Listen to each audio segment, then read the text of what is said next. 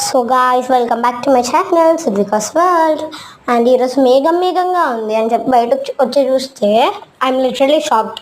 అసలు అక్కడ కుందన బొమ్మలాగా ఉండిపోయాను అనమాట.